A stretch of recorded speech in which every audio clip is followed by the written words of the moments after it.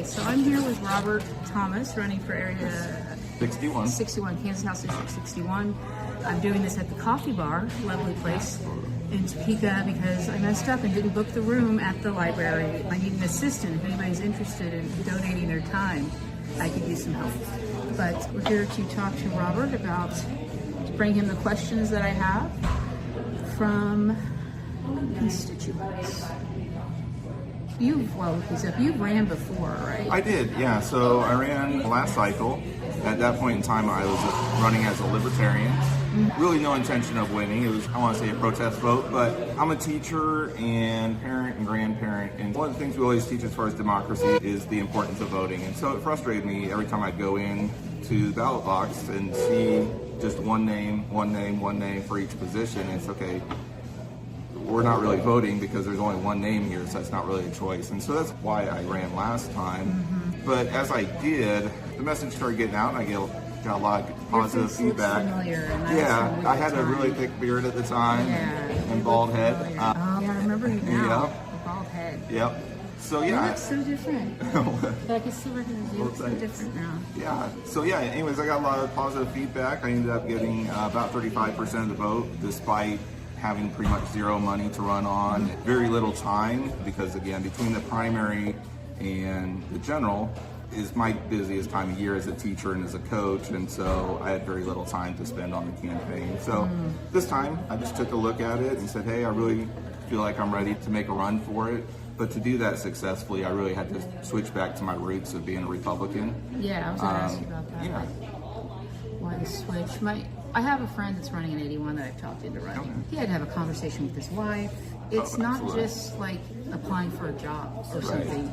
It's a whole thing, and you put your whole family under scrutiny. You have to have a family meeting if you have a family, if you're a lone person. But even if you have a mother or something in the area, you have to be like, I'm going to run for office, which means anything can happen. And so I'm making it sound like it's dangerous. That's not what I'm doing. I'm just saying it takes up your time. You have to be prepared to not see me again, not just now while I'm campaigning, but for maybe 5 months. Yeah. It's the same thing when I'm a CPA and it's tax season though. Yeah. I say January 6th, I'll see you in April, because I do 50, 60 hours a week.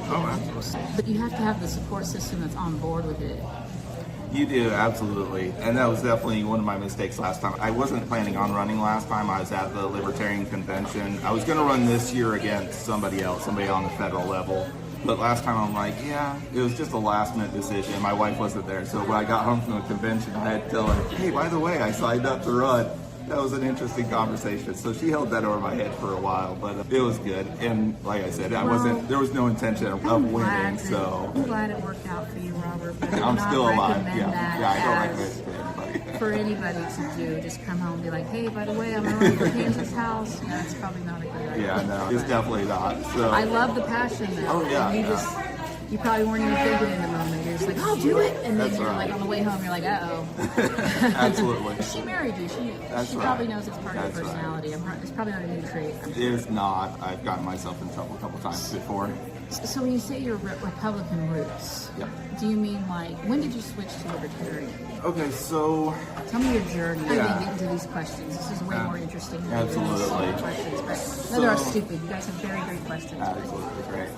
My understanding about politics started probably like most people did in school when you're real young. My school was it was a presidential election year, and so my school was having an election for the president and stuff like that. And I don't remember what the teacher said, but they did say, hey, go home and have this discussion with your parents. And so I went and I had that discussion with my dad. He explained, as he could to a child, the differences between the Republican and Democratic Party. And not to age you, but what year is this for context? I'm going to get there. So anyways, he told me those differences and his perspective, of course, and to a child. And so I went back, and the year was 1980, and I voted for Ronald Reagan. And I voted Republican pretty much ever since then. I was definitely interested in Bill Clinton in 1992. You'd had 8 years of Reagan, 4 years of Bush, and as a high school kid, Clinton was a pretty exciting guy. Yeah, what other president gets out there and plays a saxophone on TV? I can see that compared to Bush and Reagan especially. But I also really appreciated Ross Perot's message in 1992 about the national debt, because we'd grown in the 1980s from $1 trillion to $4 trillion in debt at that point in time. Yeah. And Ross Perot really told us, if you don't grow up and take care of the debt's going to grow up and take control of I you. was in high school. I graduated high school in '95, but I was politically aware enough at that time to know what was going on. But yeah, Ross Perot ran a campaign self-funded, didn't he? Is he Pretty one of much, those? yeah. Yeah. He was, yeah, That was like independent, one of his third party, things, and is that yeah. I don't want your money, I claim your money, basically. Yeah. Yeah. And then, yeah, so I graduated high school in 93, and then from 93 to 01, I was in the Marine Corps, spent 5 years out in California, 3 years in Oklahoma, and then found my way back to Kansas, and a little bit involved with the Tea Party in the early 2000s. Again, just that financial thing of, Checking them out. yeah. And then stayed with the Republican Party probably until about 2012, 2013 or so, and then the party just, it didn't seem like they were interested in being financially responsible anymore, and they were more just focused on some of the social stuff and creating some divides. And that's really the time that I found out about the Libertarian Party, because I didn't even know about third parties really before that. Yeah. And so it really hit my spots as far as the financial stuff and just letting people be, and I don't have to agree with what you believe. We don't have to agree on all those things, but for the government's role, it's just limiting what the government has to do. I So think let's see if I can remember all 5 this time. I think there are 5 things that the government should be worried about, and otherwise not worry about it, which is making sure we're healthy, that we have our basic needs met, making sure that we have like healthcare, education, all those things, the infrastructure, roads, all that stuff, and public safety. And if they're going to be making any other kinds of laws, it needs to be from the side of protecting citizens' rights that another party is trying to take away, and you see a problem and you want to make sure that nobody can take anybody else's rights away. I don't think that they should be making laws that literally take people's rights away. right, yeah, as much as possible for sure. Yeah, my rights end where your rights begin, right? Yep. And so there has to be somebody that can settle disputes between people when they say, no, here's where my rights are, and we don't agree where our rights begin and end. Right. There has to be somebody that settles those agreements, that you can't do this and you can't do this to certain people, or people will do it. Yeah. And Yeah, and we've seen that like with the Constitution. Almost every amendment to the Constitution has been limiting government because they've started overstepping those bounds, except for the 18th Amendment was really the only one where they took rights away from people for the right to drink. But of course that one was overturned with the 21st Amendment. Our Constitution is all centered around trying to limit the government and as much as possible. And Mark, I'm going to try not to butcher his name, Mark Shukowitz, okay. out in 110, he lives in Plainsville, Kansas. It's just north of Hayes. Whoa. I interviewed him yesterday, and he had some fascinating things to say that I will not try to recap right now. But his episodes are coming out right before your episodes. Yeah, he was blowing my mind with some of the takes that he has on the Founding Fathers and the Second Amendment and like the Constitution, and he's really educated, and I'm like I understood what he was saying, but I can't repeat it. He is so smart. So that'll be out right before yours. It was very interesting. Because I just don't know I know about the Constitution when I learned in school, but I haven't been it hasn't been one of my special interests to study the Constitution or the law around it or what founding history of all of it to get the context of what they were writing it under. I know what everybody else knows about it. And then you meet these people that really have studied it and really looked into it and read a bunch of books and gotten degrees and stuff, and you're like, oh, okay, that makes sense. Oh yeah. Like I know there's a problem, but I don't know why or how or what the issue was, but yeah. So it's always interesting when I talk to people that know more. Like you can say the 18th Amendment and then the 21st replaced it. I'm like, oh yeah, I know totally what you mean about 21st Amendment,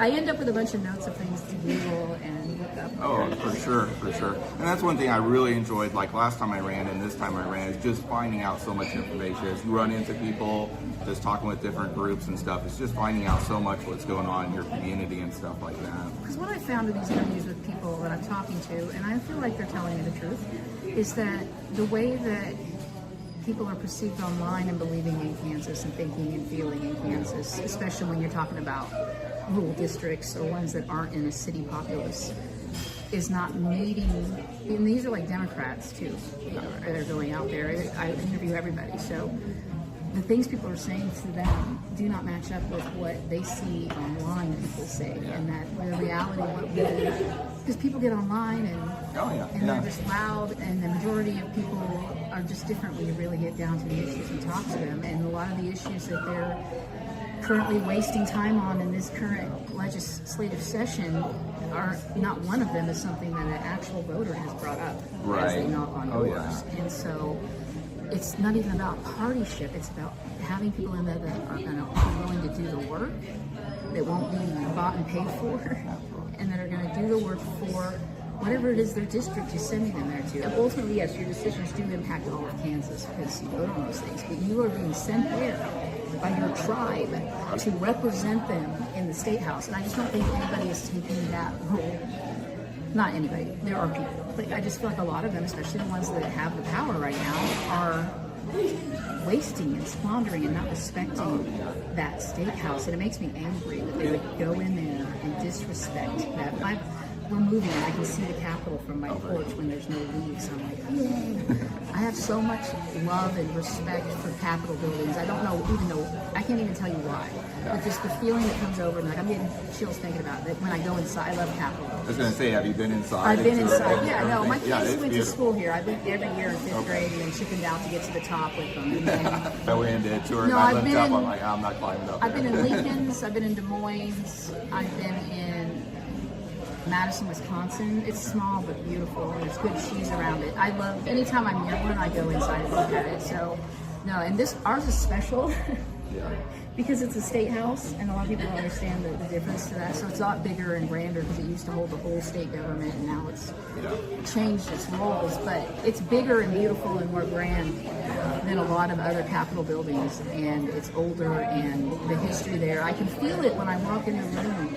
Absolutely. Into the building, and so I feel like they think the way they treat the building just makes me so mad. It is frustrating, because they've only got 90 days to be in session. Yes. My understanding this time around, they're counting the weekends and stuff too, even when they're not working, which is a little bit frustrating. But why are they doing that? Because it's an election year. You've got people in the Senate and the House leadership that are both running for statewide positions, and so trying to take a step up. trying to take a step up. But yeah, definitely the priorities of what are we doing there? Yeah, is frustrating. Again, you got 90 days, and yet our education committee, and of course they kind of get told by leadership what to do. So I don't blame the individual members by any means, but they're focused on the cell phone ban. They're focused on, the other day they were spending a large amount of time on whether or not we should require kids to be able to have 30 minutes worth of recess from K through 5th grade. Oh my goodness! I Whereas- didn't know they were getting that detailed. Oh, yeah. So what are they just trying to do away with local school boards altogether? It seems like it. And again, from my libertarian side, I'm like, local control,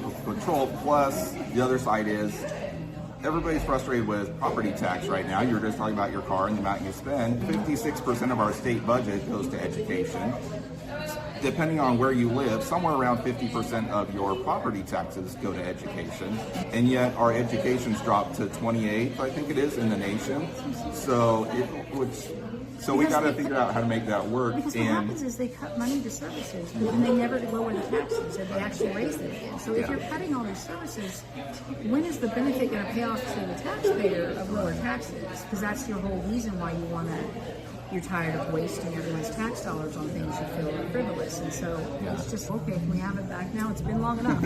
And I think that the tide is turning to where people are getting tired of it in the Republican base here. I mean, and the thing I've been trying to explain to some people is that some of the opinions I have about politics or parties or whatever, when I bring it down to the Kansas level, it changes it.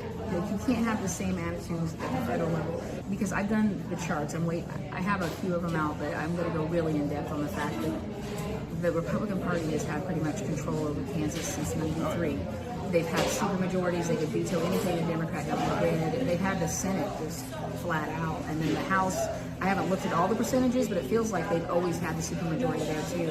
And so what have they done with it? So then I'm going to go look up all the major things that they passed that session while they had that power, and then be like, what did they do with that power? Because it doesn't feel like they did anything helpful with it that was really focused on everyday Kansan. Yeah. I could be wrong. Yeah. Maybe the data will reveal the truth. And so far, preliminarily, my theory is correct. But they have these people that want to blame Democrats for any like Tiny Masterson's said that Kansas is a mess or something like that. I can't remember the exact quote. Right? Disaster. Yeah. And I was just like, who do you think made it that way, bro? Like you. What are you talking about right now?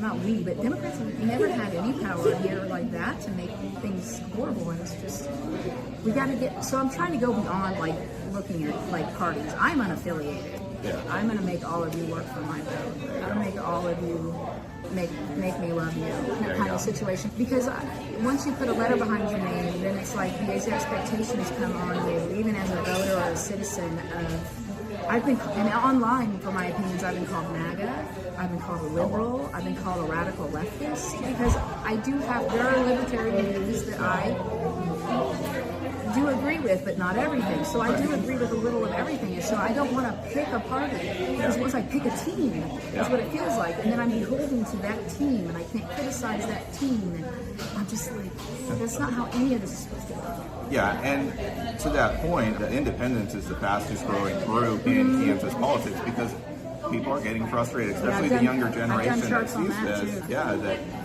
it is hard to pick a team, and the teams are being so divisive right now. It's not we're a little bit this way and they're a little bit that way. Like right now, it seems like our politics are just such extremes on both ends, and I don't know which questions we'll get to, but I was thinking about like the abortion issue right now. Okay, are you pro-choice or are you pro-life?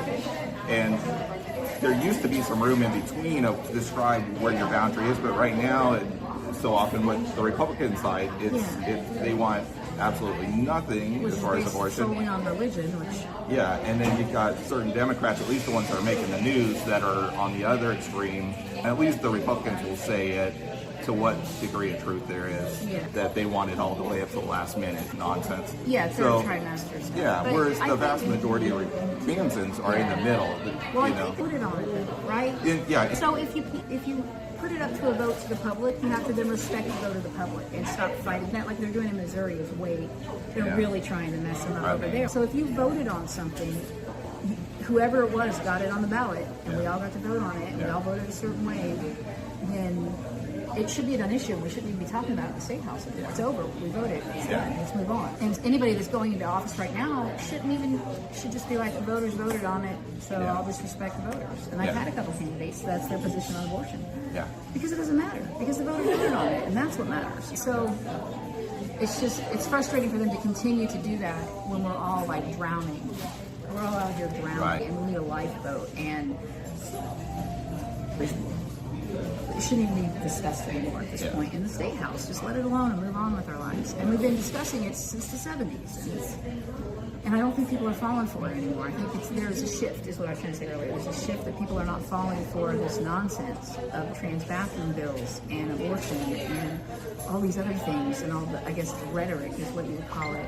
They're like, I agree, but I'm sick and tired of talking about it. I need to put food in my fridge, man. Yeah, there's such bipartisan issues of just taking care of our people right now. So I think there is a shift in the Republican Party over there. And I think when I critique the Democrats, I don't want any particular, I'm not saying they're all this way. It's more about the leadership of the party than the individual, especially at the House level. You know what I mean?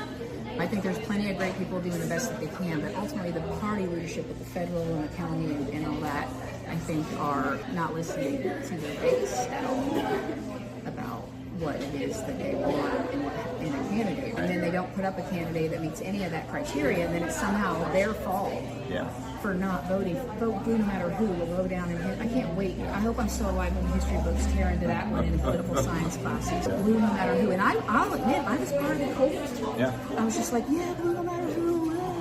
And now I realize that was stupid. And so now I look at the individual person, and yes, most of the time my vote goes to the Democrat at this point. I would have voted for John McCain if he had picked a different running mate. I just couldn't, especially with his age and his health.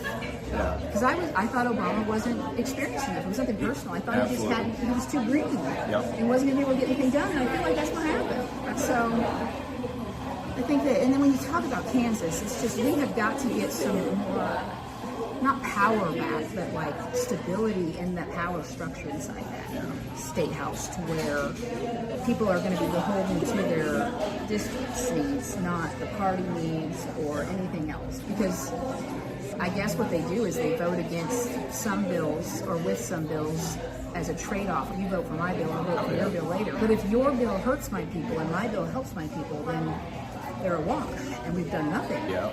Even if they're two different topics. So it's like trading votes and stuff like that seems like not what they're supposed to be there for.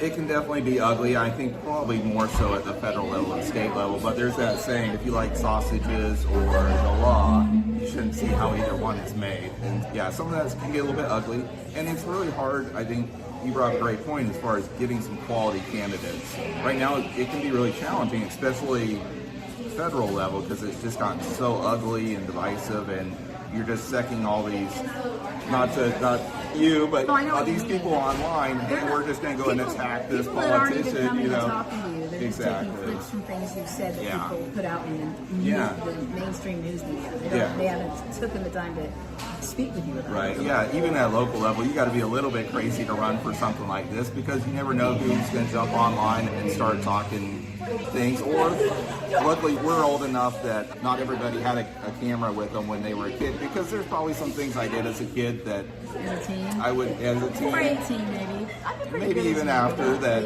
that if there was a camera around, I might not be running right now. I never let people take pictures of me, so I wouldn't hang out with those people. But yeah, I think it's not just that. Yeah, if you want everyday regular people to be able to run, you have to be. I mean, there's obviously extremes that aren't the thing, but holding some tweet that they did, and they did this to celebrities too. They dig up some tweets that they did 20 years ago without any context to the fact, especially when they start digging up things people said in the 80s. Oh yeah. Or whatever, you have to, there's no context of the time you're in, and you can look back and be like, no one ever should have thought like that. But that is just not reality. And the vernacular and what we use. We just didn't know some things. I'm sorry we didn't know. But then you've got to look forward and say, have they changed that behavior? Are they still being like that? If they aren't, then it's not news. It's nothing. They were 20 years old and now they're 40 years old. I think it's great that I think it's an asset that they were able to have such a shitty position on something and then through their own evolve. Yeah, exactly. So unless it's recent, who cares? And then getting really involved into their private lives. And I understand that some people are like, if you cheat on your wife, then you're probably going to cheat me out of money. And I'm like, not that I'm a cheater, but I've known quite a few people that have serial cheater types, and there was usually some other lying issue there that had nothing to do with that, right? There was something else that they needed to get assistance with that was causing the behavior. They weren't just like horrible people that love to cheat, right?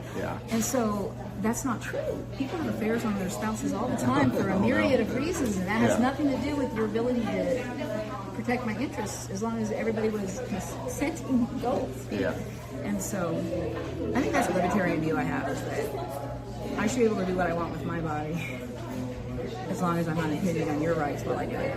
If I want to do drugs and I'm not hurting anybody in the process, I'm not robbing people or doing anything that people do to get those drugs, then what business is it yours if I'm a consenting adult in my own home that I pay for? Why can't I do whatever drug I want? And I understand the implications of drug use. I'm just saying, like, from the legal standpoint, there shouldn't be laws about it. Tell me what I can and can't put into my own body. Yeah, we definitely need to. As an adult. Yeah, we definitely need at the federal level, I think, to make some changes in that area. And obviously Trump did a minor little tweak as far as marijuana and stuff like that, which Kansas is pushing back on. My understanding, Kansas is down to, we're one of the last 2 states in the entire country that's not decriminalized. The other one's Nebraska, marijuana. I'm sure. Actually, Nebraska's decriminalized. I think they still have fines. I can't remember who the other one is. The point I'm trying to make is that we are lagging behind Nebraska and Oklahoma, Kansas. Are we really going to let them be cooler than us? Are we really? No. But seriously though, like they are more evolved than we are. Like, how do we let Oklahoma,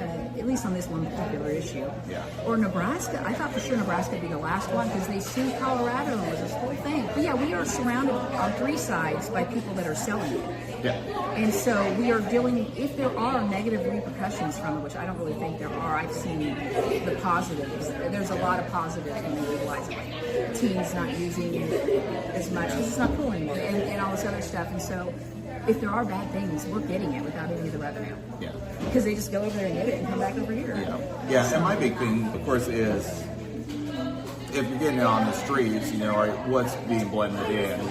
Whereas if you're going to a place that legitimately sells it and stuff, then you're getting clean stuff. And I get there's different THC levels and stuff like that. But my example that I roll back to, and being a veteran, is we've got veterans coming back with PTSD and physical ailments, and the VA will hand out hardcore painkillers for all that stuff that people get addicted to and end up committing suicide at atrocious levels. And yet you're telling that same person that they can't smoke marijuana, which has a much lower chance of addiction and those negative things. Yeah. My dad, he's 86 years old, has cancer, but you're going to tell him that he can't smoke a little marijuana if he needs Can we to at least get medical? Come on, yeah. So I think we can. Medical. I think No, we and then it's interesting to watch the different ways they do it. I think Oklahoma is missing out on a lot of money because all they do is charge sales tax. I guess because it's all medical. But yeah, by not going, you get most of the money when you go rec. Because like in Colorado, the medical stuff just gets charged sales tax, but the rec stuff's 25%. And it goes to, it's broken out. This much goes to schools, this much goes to this, and it's a lot more money because it's nothing that if you allow the medical people to get it without that added, nobody else needs marijuana. Yeah. You know what I mean? We were talking to somebody the other day, one of the candidates, and they were talking about raising the taxes on cigarettes and this and legalizing marijuana and taxing the recreational hell out of it. And, because none of those things are anything that we require to live. And so that makes sense. Yeah, it was a little frustrating. I went to the Republican State Convention just a couple of weeks ago that they had down in Wichita, and all of the candidates that were up on stage just lambasted marijuana as the worst thing in the entire world. Yeah, it's like the 90s game with those commercials. Exactly, because they know. Since But your then as brain on soon as the drugs. debates were over, they all invited people back to their little reception rooms where alcohol flowed freely and people got drunk, and they were bragging about how drunk they'd gotten at those parties and stuff like that, and yet marijuana's the devil's lettuce. I So have went to a lot of business things like WeBet and stuff in Wichita, the small business people, they have alcohol at every single, it's 4 o'clock in the afternoon, I'm like, I would. Or I went to this charity thing with somebody I worked with, the company I worked with in Denver, that was a bunch of rich people, and they had Pat Benatar, and they had an extra ticket, so I was like, sure, I'll go. And it was really cool, but by the end of it, they were not the people I was with, but like a lot of the people there that were obviously had a lot of money were so sloshed, and their mascara was running, and they had their shoes off, and they were just a sloppy mess. And I was just like, Yep.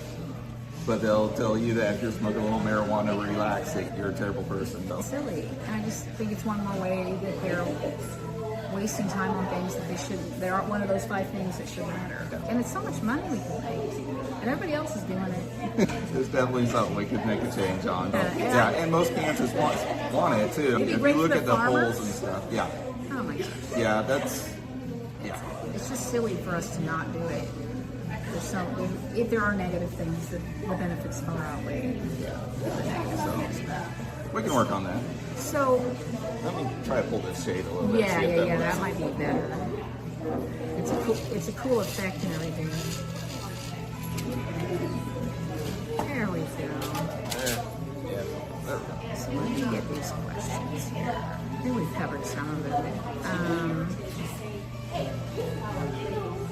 So what is, do you have a plan or an idea of how to fix the property tax issues, to lower property taxes in Kansas and balance property tax relief with funding for schools and roads and emergency services? And would you support requiring landlords to pass property tax reductions on tenants through lower rent? Good question. My focus last time, and I'm still lingering on it some this time, is more focusing on reducing income tax, because your income tax is going to the state level, and then they disperse that, of course, after they take a gigantic chunk out of it. The property tax is an issue, and we do need to work on it by all means, but that's collected locally, spent locally. So again, going back to the libertarian side of things, I like local power much more than state power, and state power much more than federal power. But again, with the property tax, again, the vast majority of that's going to our schools. So we really have to reinvent where we're in our schools, I think, a bit. And it's going to be, the devil's really in the details on this one. So I don't want either side to I'm gonna upset both sides. So we need to look at some school choice options. Obviously, we did pass some stuff a couple years ago where you can send your kids basically to whatever public school you want. The private school options, I don't like giving public money to a private entity. I agree. But I've also seen some charter schools and things like that work very well. But if you're giving it to the Catholic Church, runs the vast majority of the private schools in Kansas. But if you're giving it to them, you've got to give it to a religious group that's opposed to the Catholic Church. And they don't really have schools. Yeah, but they could choose to if there was public money there. That is true. That sounds like something the Satanic Grotto would do. I wasn't going to say the name, No, but, I know but that. yeah. That's how I got started on TikTok, was covering them at the thing, and I broke down the whole grotto and what they mean and all this other stuff and why they were doing what they were doing, investigated it and stuff. But that sounds like something they would do. So if you give it to one religious organization, you've got to give it to them, and then you're going to have a whole freak out session on it. The private schools that can deny people whatever they want. Exactly. That's my problem giving them public money. If they would just not do that, then I guess sure. Yeah. But maybe I would at least consider it, or a plan, or want to debate a plan on it. But it's a non-starter for me if they're going to have rigid requirements to be there. Yeah, so I think we really need to go back to the drawing board, and unfortunately there's not a lot of states that have done this before. So it's always easier if other states have successfully been like, hey, let's redraw how we do education. And unfortunately, we've just been doing Band-Aid on top of Band-Aid across the country. I think, again, we see a growing movement in the homeschool community, especially since COVID. Private schools are slowly growing, but not much. But homeschool's really taken off quite a bit. And again, I keep going back to the libertarian side, but homeschools are a big thing in the Libertarian Party and stuff like that. And so how do we help out the homeschoolers? How do we help out private schoolers? How do we help out the public school people? And yet change all that. Because ultimately the goal is to do the best you can for the children. Yeah, and with the amount of resources you got. Yeah, with what you have. So that should be the starting point of the discussion. How can we best take care of the children in our state's education in a way that works best for them? Because not every child works best in a public school. Not every child works best in a homeschool environment. And so they do need to have choices. Exactly. But how do we make sure that we're doing what's in the best interest of that we're even? I feel like sometimes they're not even thinking about the best interest of the children. They're looking at a spreadsheet and a dollar amount of how much it costs us, and not factoring in the other things that really matter when we're talking about educating children. Yeah. So one thing.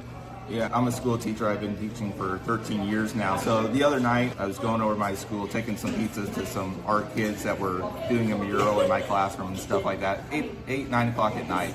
The parking lot's entirely full. There's games going on. This is Friday night. You turn around, you go in at 6 a.m. on Saturday morning, parking lot's full, because now you've got kids loading up to go to speech competition. They're going to some choir competition, things like that. And so we've got all these extra activities that are run through the school.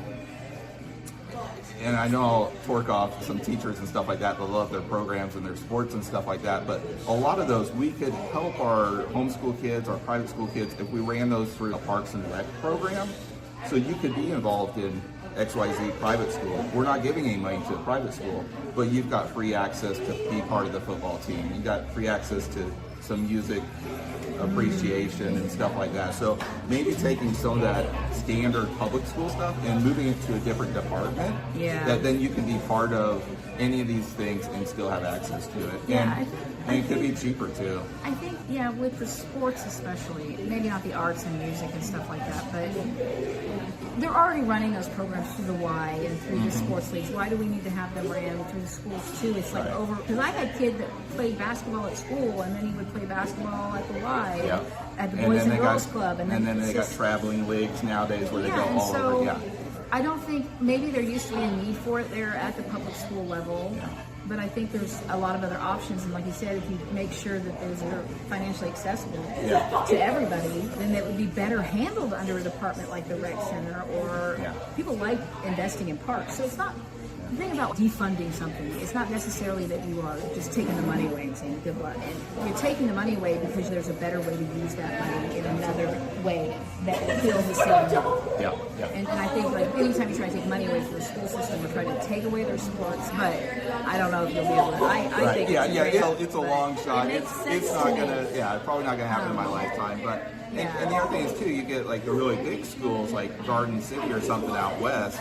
Those guys, they'll drive all the way to Kansas City to play a football game, and then have to drive all the way back out west. Plus, it's a huge school, and you've got 12 kids on the. I see how it's such a big focus of what they do at school, especially at the high school level. Like they're trying to prepare them for college and hopefully there's some high stakes stuff at the high school level that you have to make sure are still there as the opportunity for the teenagers to like scouts and all those things come out. So yeah, if you just take what they have and just move it over here, where they're going to be better structured to handle it more efficiently. That makes sense. Yeah, and the other thing is too, like as a teacher, especially at the high school level, it's almost expected that you have to be a coach to something like that. I feel like they pass through it sometimes because they're good athletes. Is that still going on? I know they used to do that. But I'm not going to say it doesn't. Here. I'm not going to say it doesn't. Yeah. I'm sure there are teachers that do. And I've had there's a lot of writing on that grade, whether they play the is. game or not. There is, So I feel like I would even be like, if it was just smudging with a couple of points, if they were 2 points away from an A or something, I'd be like, all right. But at the end of the day, it would factor in. There you go. Yeah. So it's a challenge. But yeah, there's tons of stuff. Yeah, as far as going back to the property tax, we've got to figure out how do we give a quality education to everybody, and how do we do that a little bit more cost efficiently. And again, it doesn't have to be necessarily that we're just cutting something. It can be how do we reappropriate that. The other part is too, like every time the state says, oh, everybody's wanting to do we're getting rid of waste, fraud, and abuse. That's a term that everybody throws around. Waste, fraud, and abuse. Waste, fraud, and abuse. We're going to hire somebody to ensure we don't have waste, fraud, and abuse. That means you're cutting a teacher position to pay somebody else to run around and check little boxes to make sure we're not doing waste, fraud, and abuse. Even the cell phone thing. Okay, now every teacher has to go out and spend another $20 to buy a case to put all their students' phones in. This is why these decisions should be made at the local level, right? Absolutely. Because what works for USD 259 is not going to work for what is your... We've got 10 different school districts in my area. I work for USD 323, but we've got 10 different school districts. 10 school districts. Yeah, 10 school districts just in my one in District 61. Yeah, every one of those schools is different. What Manhattan does is far different than what Jackson Heights does, or Wichita. It's all different. Yeah, it's so different. So to make these sweeping state level things is take terrible. that power away from the school board that knows their district, that knows it in a way that these people can't. Yeah. At least give it over the power. We have a state board of education for a reason. They make those recommendations. They study the numbers. They spend a lot of money and time doing the work, doing the numbers. It's not about politics. It is. You're voted in to be a member of the state board. There is politics there, but they do the time to look at the numbers, do the tracking. That's their life. Versus at the state capitol where some of the people don't have anybody in school anymore. Maybe they have great-great-grandchildren, but they are actively. Somebody said the same thing. It was Sherry Kershaw.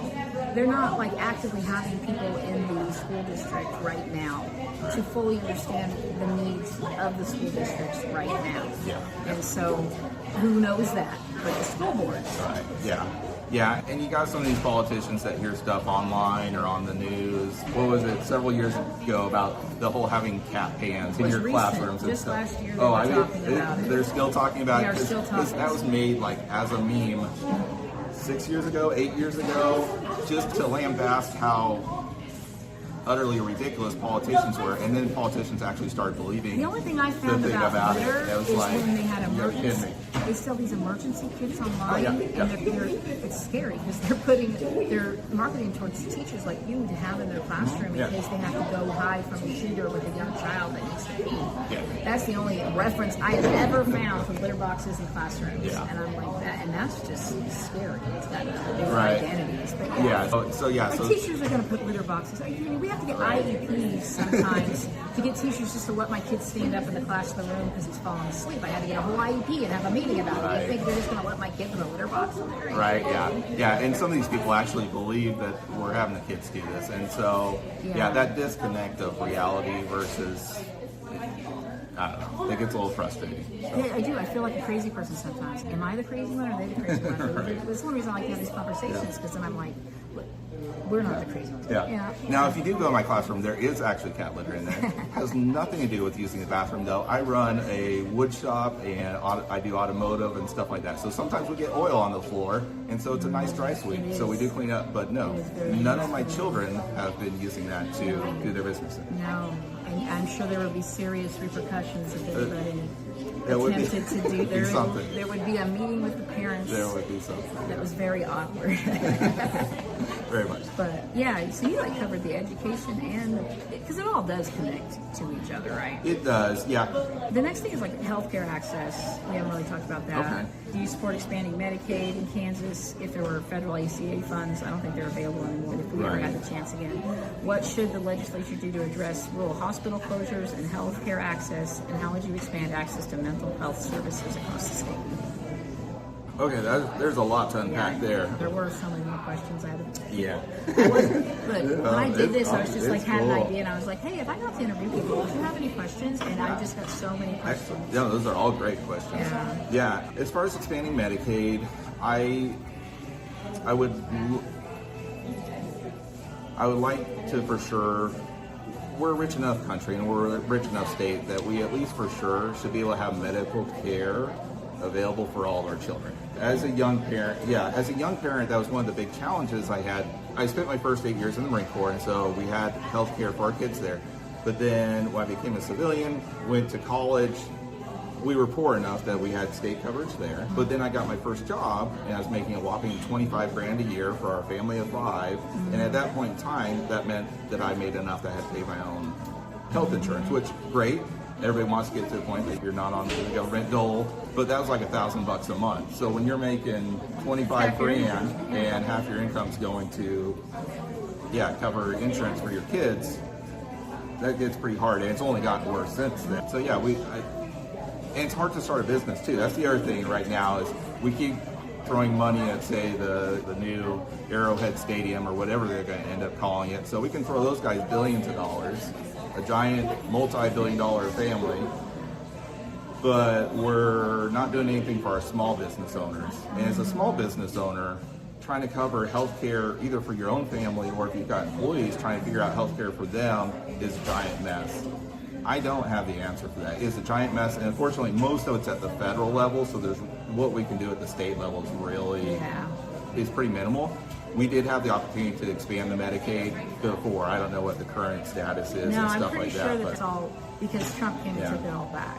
Basically, that's very dumbed down. I'm sure somebody smarter than me could say it way better than that. But basically, the funds are no longer available for whatever reason. Yeah, so I just don't see it happening at least in the next several years. And again, the issue is a nationwide issue, so I don't know how we get across to our politicians at that level that whichever side of the aisle you're on, you want your kids to be healthy. It's not a Republican versus Democrat versus Libertarian issue. Everybody wants their kids to be healthy. Everybody wants their grandparents to be healthy. How do we do that cost efficiently? And if we're not taking care of our children and our elderly and our veterans properly, what's the point of all of this? Yeah. What's the point of a government if no one's being taken care of? Why just not, that's one of the ways people end up libertarian, I think, is because they're like, you keep taking my money, just let me have my money, and me and we'll figure it out. We'll pool our money together and we'll fix the street because you ain't fixing it, and I can't fix it myself because you took all my money. Yeah. So like you got to do one or the other. You either got to take my money and do something with it that actually helps me, Yeah. or don't take my money and let me have it. Right. Do the thing. That Yeah, and I think a lot of people in Kansas are looking that way right now with the property taxes. You guys are taking tons of money. What am I getting back in return? Oh, you're giving it to a billionaire? That's a little bit frustrating, even for the Republicans, to swallow that. A big thing that I heard online when people were talking about that, because when I was asking these questions, was right when that happened. So there was a lot of talk about star bonds and stuff. One, there's an educational gap. People don't understand star bonds. And even with all my research, I probably still don't feel confident posting it like I know about star bonds. But even those that do understand star bonds, I think it comes down to just the size of that particular project and the fact that anything that is built of that magnitude that is going to use public dollars in any way should have a vote. It's huge. They're asking to completely change the makeup of a city and a district forever. And that should have been something that people that choose to live there and buy homes and have their kids there got to decide on whether they support it or not. So I think that is like the biggest issue I have with it. It might be great for us. It might be the best thing ever. We But might. the fact that, like, how would I feel if I was living there and they're talking about building it right there, this huge stadium with all the traffic? I'd have to move. I'd have to sell my house. I can't live next to a stadium. I would hate it. So I moved here because it was a safe place for my kids to ride bikes, and now they're going to have a stadium with drunk people and all this stuff. And so I think that they should have been able to make a choice whether they wanted that in their district or not. And that's a bipartisan issue because it was a bipartisan thing to get it passed. Both sides were like, "Yay, this is great," and everybody was like, "Is it?" Right. Yeah, we'll see. And yeah, like you said, There's nothing we can do now. Yeah. They did it, but I think like in the future we need to like. Yeah, they're just all around not taking enough input from the people and just doing whatever they want. Yeah. It was what it feels like. And we'll see. Yeah. And the stadium one, yeah, it's definitely the largest money-wise and everything compared to some of the other things they've used star bonds for. But it's also different because it's not like some of the manufacturing plants and stuff they've done it with. It all just comes down to numbers. Are we getting our investment back? Yada. Whereas with the stadium, there's a very emotional side to it too. We're proud of the Chiefs, and it's gonna be a little bit harder, I guess, is what I'm saying, to put it all into numbers and stuff like that. So we'll see how it ends up. I hope for the best. When all things, I hope for the best. But yeah, I do. The way it was done was a It little would be great to have raunchy. something to have people a destination because we don't have anything in Kansas that people from other states specifically come here. If there's a Super Bowl, they're going to fly. The president came to the Super Bowl. Celebrities come to the Super Bowl. There's no reason we would stop being completely a flyover state. At least they could stop right there for a minute. We capture gobble up all their money. Right. But we got to make sure that when we're gobbling up all that money is then being used to help us. Yeah.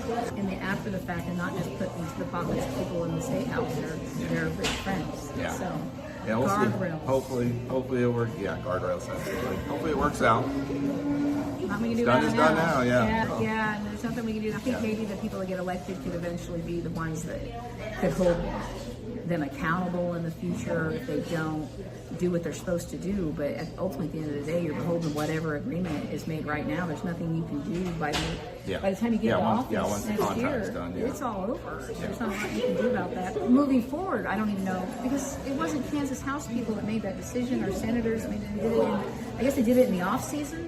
Or the off season, the off session, talking about football, but it was like a higher level agreement of a smaller condensed group of people that made that decision. Yeah, there was ultimately a certain bill that was passed in the House in 2022. I can't remember the exact number of the bill, but yeah, it was So the chief nearly statesman passed. talked about this, not that long. Yeah, it was. Yeah, there's details to it, and the politicians from my area said that they voted against it. It was a last-minute deal in the special session, and that it was muscled through by the leadership in both the House and the Senate. So, but then the details got it worked out with just that smaller group and back rooms and all that stuff. But but funding of the Star Bond overall, it's been going on for a while, but so. We'll see. If it turns out good, of course, everybody's going to be like, oh, I was part of that. And if it turns out bad, they'll be like, oh, I didn't want to. They twisted my arm. So we'll see. Or we as citizens are like, we have no memory of history, really. And because it's such a big, long project, by the time it is a success or a failure, all the people that were in office that made it happen aren't even in office anymore. Yeah. Half of them won't even be alive. And so there's going to be no one. Things sucked in 2026. But I think that. And so people ask Kansas House people these questions, right? And I think that they don't understand who does what a lot of the times, and there's a lot of education that needs to happen. Like property taxes, it doesn't do as much good to come yell at the state house about property taxes. You need to go and do that at the county and the city level. Right, and I think there's a little more apprehension of people to get that serious to critique their local because they know them. Sometimes. And I mean, everybody, even Wichita, which is a big city, everybody knows everybody. Like I know people that I didn't know knew each other and stuff. So it's still pretty all really connected, regardless of its size. And so, like, the mayor, like, people went to high school with her, they grew up with her, they've been friends with her for 20, 30 years. And so it makes it harder when she does things that people don't like, or a city council member does things that people don't like, for them to get critiqued, because you're critiquing their friend or their spouse or their former teacher or somebody they have a personal knowledge. Going off about somebody, Ty Masterson, that nobody really knows where I'm from, it's abstract. Yeah. Railing against the government. That's right. But when you're railing against my friend that I went to high school with, it's harder to get them to open their ears and listen to the critiques of those representatives, and they're certainly not doing it themselves. They gloss it over with who they know and they do to be. So I think there's like a layer there that keeps people from truly engaging with the local politics. Like, they'll pay attention, but to truly engage with it and do what's necessary to push back and keep. Because that's the job of the citizens. Like, you go to the State House, but then it is up to those people that put their name on. And that's why I take voting so seriously, because if I vote for you, then anything you do after that is my fault. Yeah. You know, I used my voice to rise you up into that position. And I think there's so many people who start taking this seriously enough. Yeah, and it starts with the education, and part of that is we remove so much of the civics courses in our school, so people don't even know this. So we talked about how I had ran last time. Actually, in 2016, I signed up to run for president for the 2020 election because the United States. Yeah, because the 2016 election. Did you ask your wife before you? No, I didn't do that either. Maybe I did. I don't know. It was a very unserious campaign, but it was for my students because we had watched the 2016 election together, and at that point in time, I was teaching a marketing class, and my kids didn't know anything about politics, and this was at a high school level. They didn't know the difference at all between Democrats or Republicans. They didn't know that third parties existed at all. They didn't understand the process of government at all. And I'm like, okay, we're going to walk through this step by step. And so we filled out the paperwork, went to the Federal Election Commission, mailed that in, made a little campaign thing and stuff like that. And then this year I'm trying to do some of the same stuff with some of my kids. Again, I can't get political. I can't share my views about it. And if I try, I'm trying to teach them the process, and that's a challenge as a teacher too. I know some teachers, they'll let their kids know if they're running and stuff like that, or they're just much more vocal on social media, so the kids are going to find out. But like when I ran last time, like even my coworkers, until the very last minute, didn't know. The kids are on Facebook. We're old people, So I try to hide all this from my kids. That and with teenagers, they're going to be ornery. So even though I'm sure they all love me, but they're ornery. So I try not to let them know, and I don't want my politics to influence them at all, because that would be inappropriate, I think. But I am trying to teach them the steps, who's in charge of what. So like you said, complain to your state about something that's being done at the school board level. You should talk to your school board about that. Or is it a county level issue? Or you don't need to run and write letters to the president every time something locally happens. I paid attention to Wichita City Council a lot the last couple of years.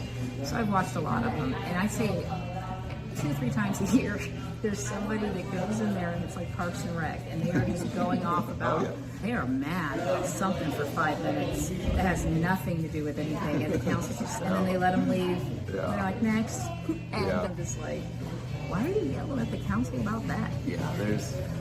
It's interesting. But there's a huge gap in education altogether, and I think that as a House person, a House member is part of your job to communicate with your constituents continually through the session.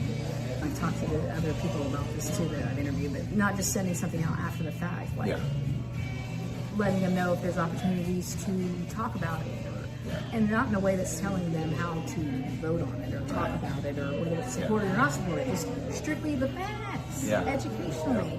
And I think that's one reason that teachers would be good to put in there, because like the House level, I think you have more capacity to do that education because you have a much smaller pool of people. Absolutely. And I mean, the district's only 25,000, and maybe 16 or 17,000 are actually voting age, but out of that, there's 6 or 7 if you're lucky that actually care enough to vote.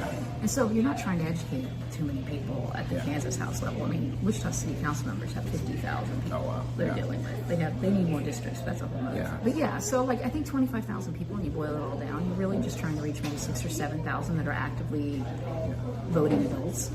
You should be able to educate that many people. Right. Yeah, and that's definitely one of my goals, and one of the reasons is, or at least one of my expectations if I win this time, is the current constituent that's in there, or current individual that's in there right now, He does not communicate at all with either you know him because you don't like him, or you don't know who he is and stuff like that. Francis Halverkamp. And yeah, he doesn't communicate, doesn't have Facebook or any social media, doesn't send out newsletters. Is he old? Hardly. He's actually younger than me. Yeah. You see that with the 80-year-olds, but anybody But yeah, our he age. doesn't get out and communicate, doesn't come to typically the town councils. He did actually show up for one yesterday up in Holton, but I think that's just because I'm running against him this time, so he's starting to come out of his shell a little bit. But yeah, no, I fully plan on getting out there and doing all the town councils I can. I've been trying to go to city council meetings, Yeah. going to American Legion meetings. I want to contact all, like I said, I've got 10 different schools in my school district, or in my Just opportunities district. for people Yeah, to see you and talk to you and ask you questions that don't cost you money. exactly. And that's the problem, is that it's on both sides a lot of times. There's a Democrat thing that's happening here, and I'd love to go to it, but I don't have the money to pay for the dinner and all that stuff, so I can't go and talk to the candidates in that capacity. A couple of them said, why don't you come up to Washington Days? I wish you could talk to a whole bunch of people. I'm like, because I don't have the money to go up there. Don't make me say that, but yeah. And once you're elected, especially, there's the opportunities. I shouldn't have to pay for your time. You already got $44,000 an account. And the thing is, like, they raised it to what I would consider like how much I made in my last full-time job. Yeah. But then it's only 3 months out of the year or 4 months. Sometimes they stretch it out till May, I've seen. Yeah. At worst, 5 months. So it's what are you doing? You're supposed to be doing stuff the other 7 months Yeah. to get to know your constituents, what they want, and how they feel about the last session, and what they think you should do better or what you should fight for next. That way you can start making policies and plans and bills you want to pass. So when the session, because they can submit them early. Yeah. I saw those online, like pre-submitted ones. If you've been talking to your people all through the summer, then you should be able to get that ready to submit it by December and actually have a plan that you want to put in place to help your people. Absolutely. And they're not doing any of that stuff in the 7 months. No. Yeah. They're campaigning, they're raising money, they're having events with the commerce and Yeah. the business associations and stuff. That's having town halls where people can come ask them questions or talk to them. They don't answer phones, they don't respond to emails. Yeah, yeah, and a lot of them have other full-time jobs that they do those Yeah, other that's months. true. They may own their own business or be in farming or something like that. So some aren't able to, some are on the older end, and so they need months to recover and whatever. But yeah, I definitely intend, if I get this position, to be out there on a regular basis talking, not even just to the ones that are actually I mean, getting if out you and can't do voting, the job, but don't take the job. Right. Don't put I mean, they're not Yeah. even just taking the job; they're actively demanding they get the job, right? Yeah. So if you can't do all of the job, then just don't run for office. I'm Right. sorry if your lifestyle or your job or your age or whatever reasons. There's reasons I don't run for office. Yeah. Because my life I wouldn't be able to do a good job doing it because I can't focus that much. Yeah. And you have to be able to do that to run for office. Yeah, and that's one of the reasons I'm running now. Is my youngest, he'll be graduating in May, and so I feel like my life has opened up to a point that I You have can the devote this and The do this. bandwidth. And Yeah, you've done it exactly. before and figured out some things. Yeah, yeah. At least. And it wasn't that long ago where it's changed too much. Exactly. But So yeah, I feel like I'm just at that right stage of life to be able to do it. the reason I'm interviewing you, is I have interviewed a lot of Democrats, but that's because they're in districts where no one's been opposing them from the Democrats. So my goal is, and you're primarying a Republican, Yeah. so that makes me want to talk to you. I don't need to talk to him. He's got a voting history and plenty of stuff for me to know where Oh, he yeah, stands. yeah. So I find it interesting that they're in Kansas. I feel like for somebody to either be a Democrat and try to run in some of these districts, or to try to primary somebody in one of these districts is brave. Starting to feel stupid to say, but it's something we need. I want to see 2 of each party in a primary every Yeah. year. That would be amazing. Yeah, and in so many districts, because of the way we've gerrymandered the state, the primary is the election, Yeah. both at That's what at the the guy state said level, yesterday. yeah, and also for our state roles and a lot of the things, the primary ends up being the And election. people aren't So, even talking about it right now. They're talking about November. yeah. And there's a ballot measures and stuff in August that they need to vote on. There's misinformation out there saying that unaffiliated people can't vote in that. And I'm like, yeah, you can't. Yeah. Stop telling unaffiliated Right. voters there's nothing to vote on in August, because there is. Exactly. And Yeah. so, Have you done much on the constitutional amendment that's going to be on the ballot I don't in know. August? Which one's in August? I'm getting So confused because there's one in this- August and one in November. Okay, so my understanding, the August one is the one about how we will start electing That's our what I Supreme thought. Court That's justices. not what Mark said yesterday, Yeah. I think. Double check. I don't know that it's fully Yeah, on there I yet, think it but I is. think that, okay. So Yeah, it was in process last I looked, but that was the plan, was August. So everybody, again, whether you're independent, libertarian, Democrat, Republican, get out and vote. August 4th. All you have to do is be registered, and you can go vote. Yeah. And if you're not registered, get The registered. Supreme Court justices, I don't want to have them change what they're doing. Yeah. There may be a better way to do it, but what they're proposing is elections, so where they can be bought by people. There is concern about that because we saw That's that. what happens in every election. Yeah, we saw that in the Whoever Supreme raises the Court. most money wins. Yeah. Wisconsin. Yeah. Although it didn't work this last time, Yeah. but it has historically. And that's how elections go every time. Whoever raises the most money historically has won. And I think that's too dangerous. I think that what they have now is the best suggestion I've seen for how to pick our Supreme Court justices, at least. Yeah, different states do it differently. So yeah, if you're interested in that, for sure, check out what other states are doing. Yeah. Is this the best option? Probably not. Is what we're currently doing the best option? Probably not. There's probably Yeah. something in between. And Yeah, I don't know enough to say that it doesn't need change, Yeah. but I know that what they want to do is making them just straight up elected officials is not a good Yeah. idea. That's Yeah. not going to work very well. It's just bad. It gets It it's can just turn be out rife bad, with yeah. corruption. Not unless if we wanted to change a bunch of the campaign finance laws first, Yeah. and then change it to elected, I That's might a whole thing, yeah. at least be able to stomach it. I still don't think it's a good idea, but I at least could stomach it if we first tackle campaign finance reform. Yeah. But under the current conditions and standards of campaign finance, there's way too much chance that we're just going to get somebody in there that's going to do whatever some rich guy says. Yeah. Yeah, or rich person, I should say. But Yeah. there's rich women too. Yeah. That boss Yeah. our government around. Yeah. Campaign finance, that's a whole... That's a whole other thing. Find somebody that's really good on that and have that interview because Yeah, no, I've definitely got opinions about it, but I'm not I'm super hoping. knowledgeable Well, on that one. I am doing the research to become knowledgeable. It's what I'm an accountant and CPA, and there's actually a Democratic Party I applied to be their bookkeeper. It's a long process. I think I'm still in the running. They haven't told me no. They want to interview.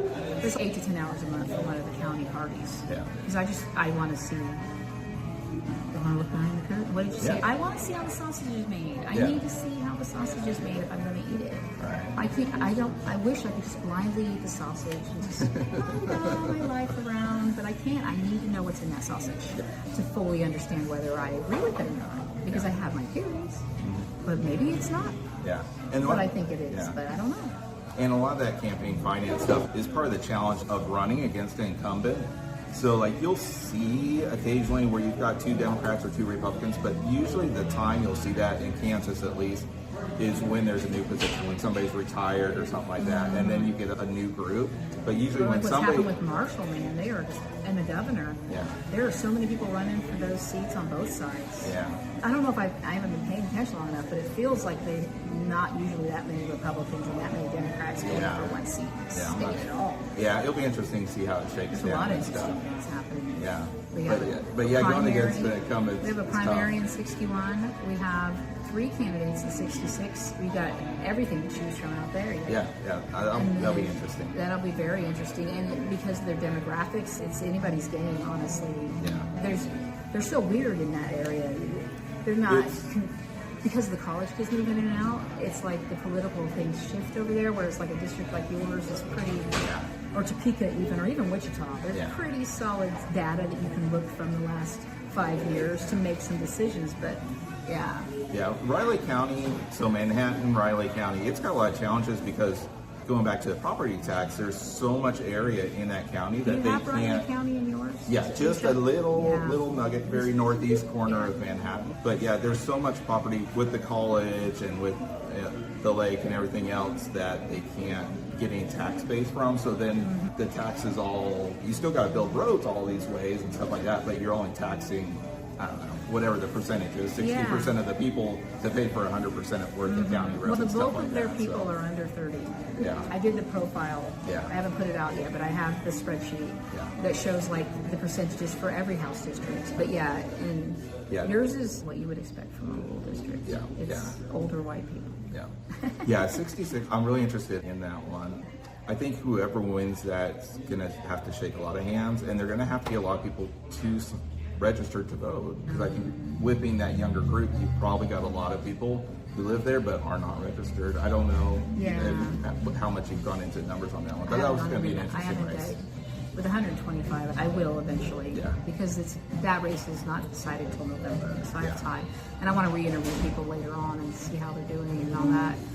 But yeah, I think there's some interesting things happening in Kansas. Absolutely. And that's one reason I'm doing this too, because nobody talks about us on TikTok. Yeah. Nobody's talking about our politics. And we got things happening here that are good and hopeful too. Absolutely. And things that are really bad. Yeah. All they ever do is talk about the bad stuff. Yeah. I'm just trying to show that, there are just regular, everyday people. Yeah. And you've picked an R behind your name, which would immediately make people go gross. But I have not. If I didn't know that, Yeah. talking to you, then I wouldn't know what your party was. Yeah. And you have to pick one. And Yeah. unfortunately, you've tried it as a libertarian. Yeah. And I've looked at all those numbers. Yeah. And unfortunately, Yeah. you have to pick a letter. You do. Yeah. As a libertarian, I went through and looked at, there's only been, in the 50-year history of the Libertarian Party, there's only been, I think, 10 people that have won at a state legislative level in the entire country. It's never happened in Kansas before. Oh, in the entire country. Yeah, in the entire country. Yeah. So I won 35% of the vote last time, which is getting your tail kicked. That was Yeah. the 4th highest libertarian in the country Yeah. for a state. That's a lot for a legis- libertarian in this state. I Yeah, looked at the yeah, numbers. so it was- They usually get like 546 votes or something Yeah. crazy like that. Yeah, if we get 1 to 3%, it's a good year typically. So yeah, it was a great year, but even if I went out and talked to every single person, even if they shook their head and agreed with me, maybe I could squeeze out another 5%. But then you're at 40%. You're still losing. You just have to, I don't want to say pick your poison, you do. You have to pick which party and a lot- most aligns with the district you're trying to win, honestly. Yeah, and some of it, so much of it, going back to what you said before as far as education, because so many people don't know what the Libertarian Party is. And in, say, Jackson County, they didn't write out Libertarian on the ballot. They wrote Lib. What do people in Kansas think of when you hear Lib? They hear an extreme lefty Yeah, and that wants all the crazy the stuff. thing about third And- parties is both sides are doing everything they can and joining together to keep them down. They do not want a real third party. So that's why I like what Aaron Estabrook has managed to be able to do. Yeah. It's pretty great. Yeah. It sounds pretty interesting. I interviewed him about all that. Originally, that's what I was interviewing him for, and then he said, I'm running, so I was like, I gotta ask you questions too.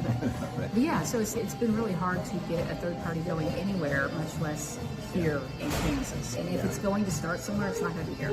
Yeah. If there's some wave of a third party, it's going to come here 10 years later. So Okay. if we're thinking, this is one thing I want to try to keep getting people to do, is to focus on the reality of the situation we are in here in Kansas. Yeah. Shut out all that federal noise and shut out all the party noise and just look at the reality and what can a candidate I vote for in 2026 actually do in 2027. Let's focus on those topics, because there's a lot of these questions that there's not that you could never do anything about it, but right now there's nothing you can do about this or this or this. And so just really focusing on the reality of what we're asking people to do when they go into the state house. Yeah, and then there's the other part too. If you vote for your state rep and stuff like that, you gotta recognize they're one of 125. So they may be 100% aligned with what you want, and you're like, hey, I found somebody that's I'm aligned with. Especially if you're on the Democrat side, don't be upset with them when none of that passes.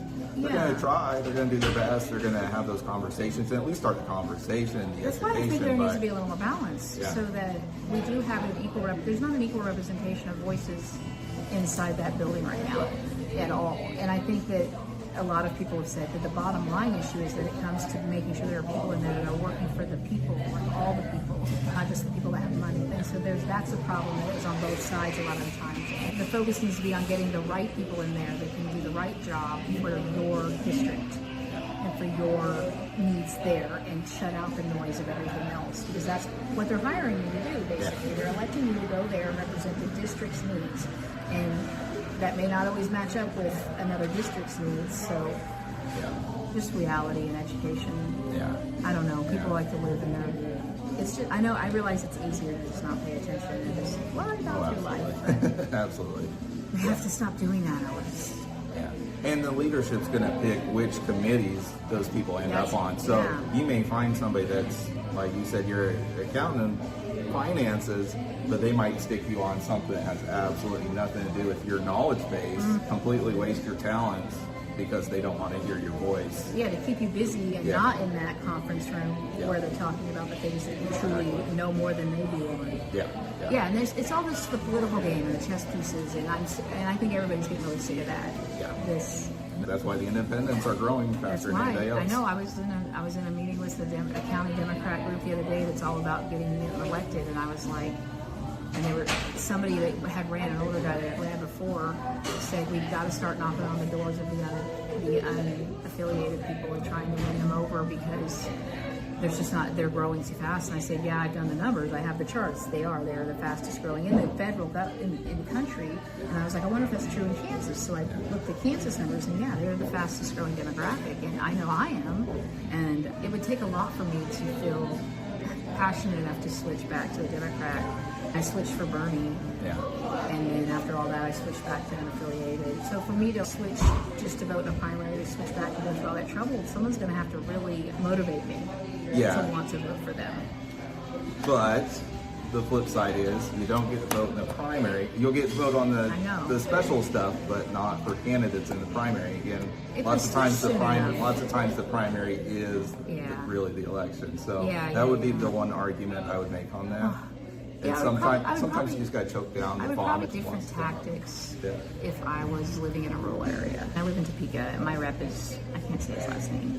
Schwab. It's very long. He's a religious man. Do you know what I'm talking about? Yeah, I can't say his last name. I don't know if I'm ever going to be able to pronounce that man's name, but there's no reason for me to run against him, like in primary. And there's just no reason to do that. So it's not like I could go run. Yeah. And the rep where I'm living now, before I move, like, I live in a Hispanic area. He's a Hispanic man that is like part of the community. Like, I wouldn't just go in there and run. It doesn't make any sense. And I feel a lot of times in the primaries, there's still not a choice sometimes, right? Yeah. Or the person that they're primarying is doing a good job. So I'm just like, I'm not gonna worry about the primary. Yeah. I like what they're doing. I don't have any complaints. Yeah, and I've had people ask me, like, because I haven't ran for a county commissioner or anything before. They're like, why don't you run at that level, basically as a hierarchy? And so our county commissioners, they've lived there their entire life. They know what they're doing. From what I've seen, they're all great guys. There's no reason to take them out of. Yeah, why would I take them out? If you could see one that you could do a better job of, then yes. But yeah, if you're happy, because that's what that's part of the game is building your political career. So it doesn't matter if you're taking out somebody who could actually do the job better. It matters that you win, so that you can win the next one. You can win the next one. Yeah. And then the whole time you're in office, you have to think about every word that you say, because it might make people not vote for you, and you might lose next time instead of actually like doing the work and then hoping that they like your work and elect you again. Yeah. So I think that's a real disconnect. That people, and I said, people are waking up to that. Like, I think the availability of the internet, things like this, you can learn non-traditionally and become involved and stuff like that. I have a podcast now. I didn't mean to, but I do the Substack, and it was like, if you add audio, and I download the audio anyway to make it better, because sometimes I get loud and quiet. And I was like, sure, I'll just upload the audio. So I'll podcast now. So I have Kansas. So this goes out on iTunes, Spotify, eventually. Kershaw's is all out right now.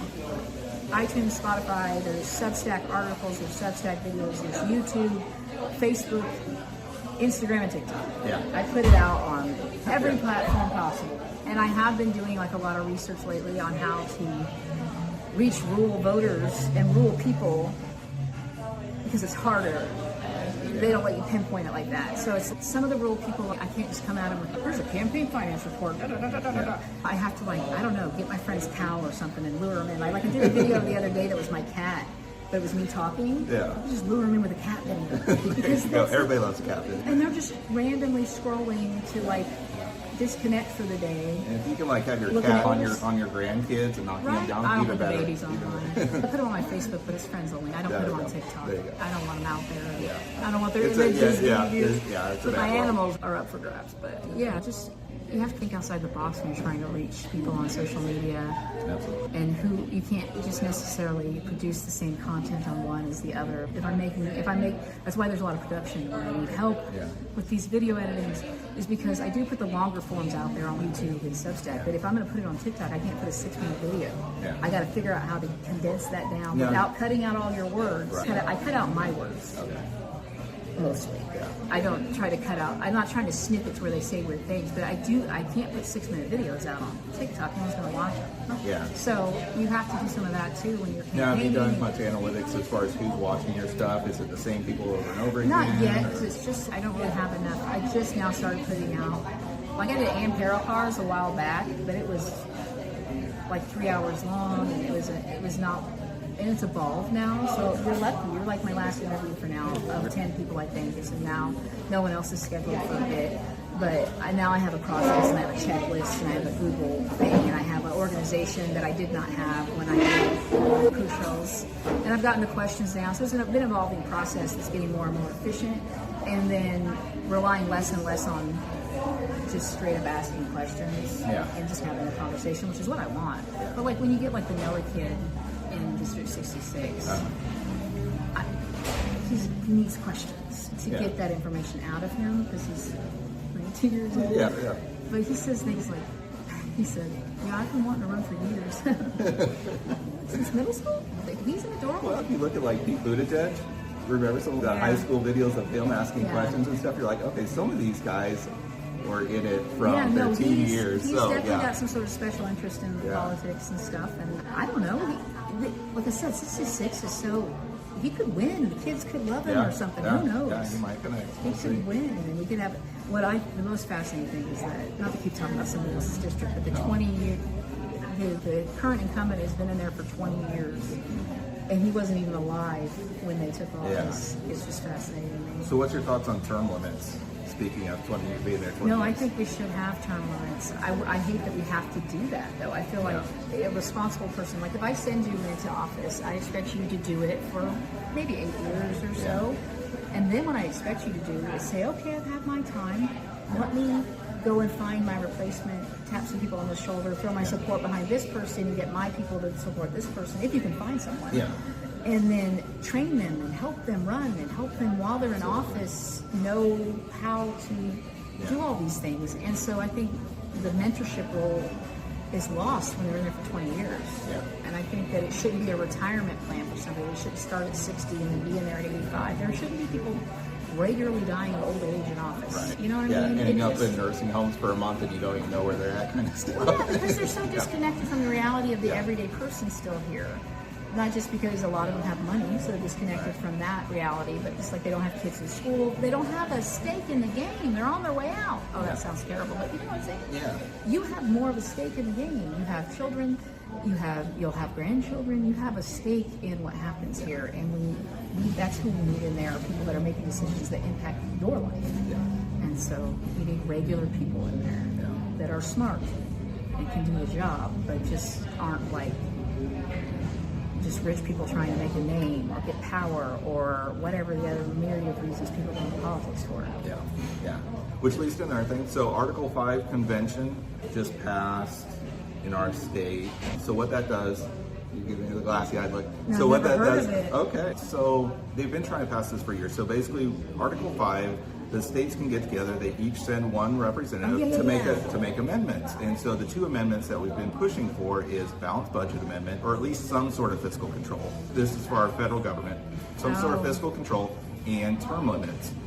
So there's a normal process of which we've gotten all of our constitutional amendments, but Congress is not going to limit their own power. So the states have gotten together and said, hey, we're $38 trillion in debt and growing quickly. And so Kansas became the 20th state to sign off on that we need this convention. So we got to get to a total of 34 states to sign off of that. Then we'll have the convention if that we ever get there. And then they'll write up some bills, and then it'll come back to the states, and then the states have to vote on and agree and ratify, just like they would any other amendment, stuff like that. So I know what you're talking about now, the 20 states thing.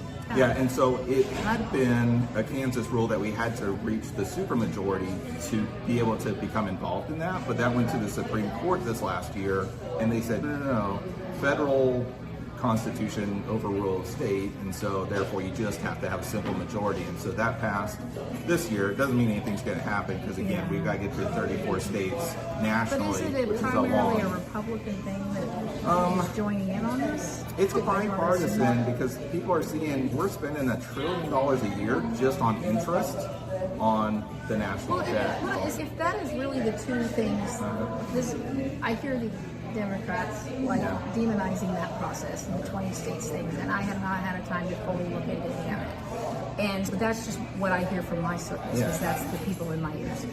But if they're just going there to try to vote for those two things, how is that not a good idea? Why wouldn't everybody be behind? It seems like it Campaign was finance reform. What was the other but one? not campaign finance. Not campaign I finance. wish. No, term limits. Balanced budget and term limits. Balanced budget and term limits. Yeah. And I Yeah. have to look into it and figure out why people would be opposed to that, Yeah. other than So they just don't want to support anything that has an R behind it. yeah, I don't know. I don't know. I don't know what the I other don't know side enough is too. about it. I know like John Birch Society is very against it, which I didn't even know they were still See, around. Every time I do one of these, I have things to research. There you go. So research John Birch Society, why they're John Birch against it. Society. And they're mostly more of a Republican side group because they're very against NATO and being a globalist society, the John Yeah. Birch people are, which there's some things I agree with that, some I don't.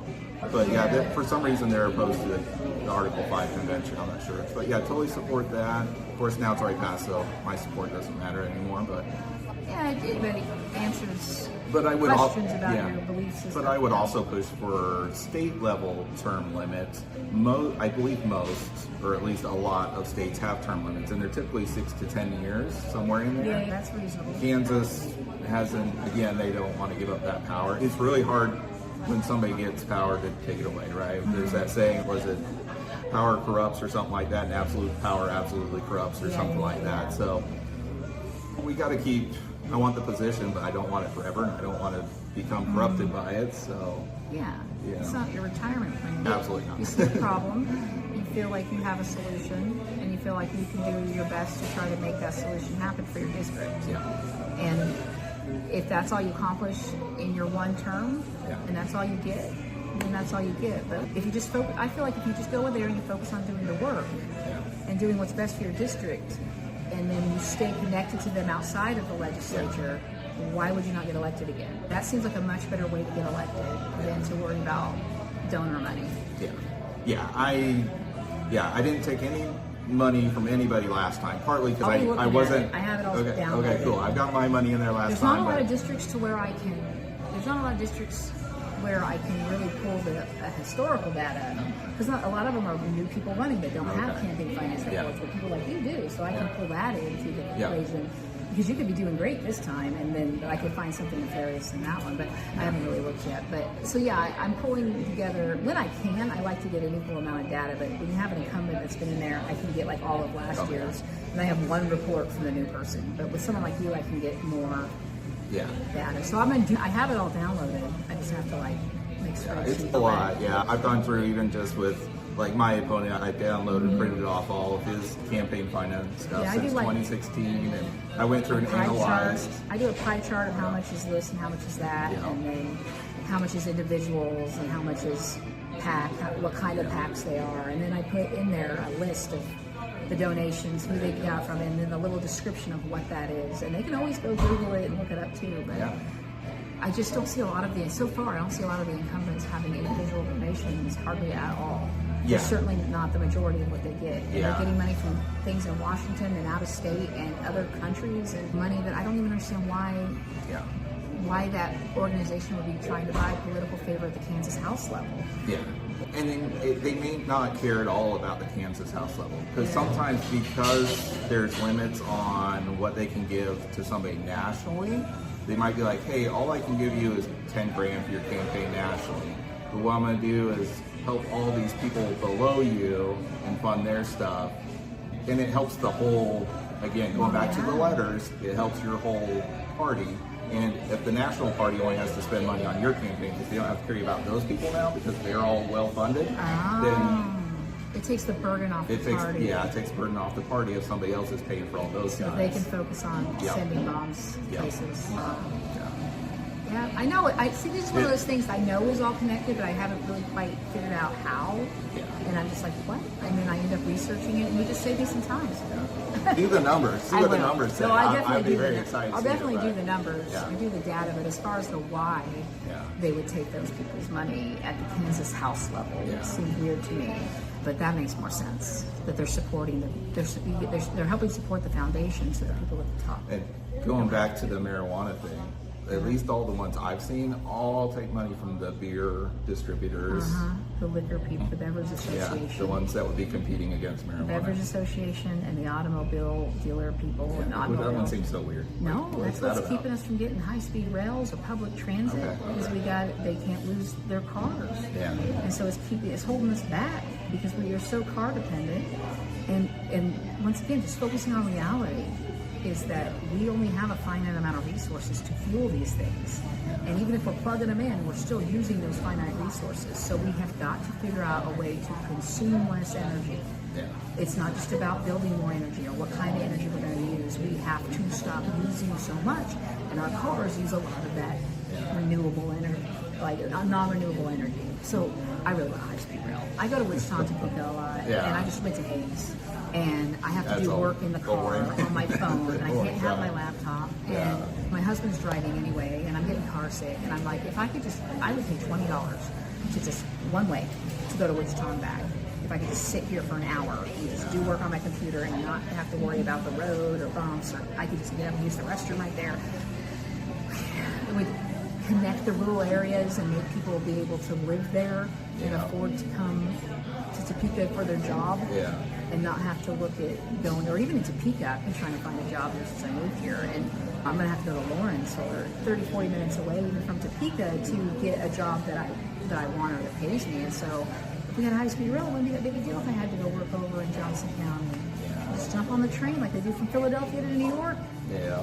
Yeah, because right now we've just got the one Amtrak a day, and that thing's never on time. There's Yeah. no buses, and the public transits are terrible at the city levels, and I don't know how you move buses. I don't know if you really need buses out in Wamego. No, But it they would do be- have them in Manhattan. quite It'd a be bit, nice so. to have some way for them to get connected to the rest of the state that isn't their car. And it's something that we need to start thinking about now, because eventually it's inevitable. It's just a fact that we will run out of the ability to use these things. And if we don't have something to replace them, it's going to be a real problem. And what we need to replace them is a huge infrastructure that's going to take a long time to plan and pay for. So I really want people to start thinking about that now. We may not get a high-speed rail in Kansas in my time, but if we could just get it before I die and I could just do one ride with my great-grandchildren, it would be enough. There you go. But I think we can end there. Very cool. But yeah, this was great.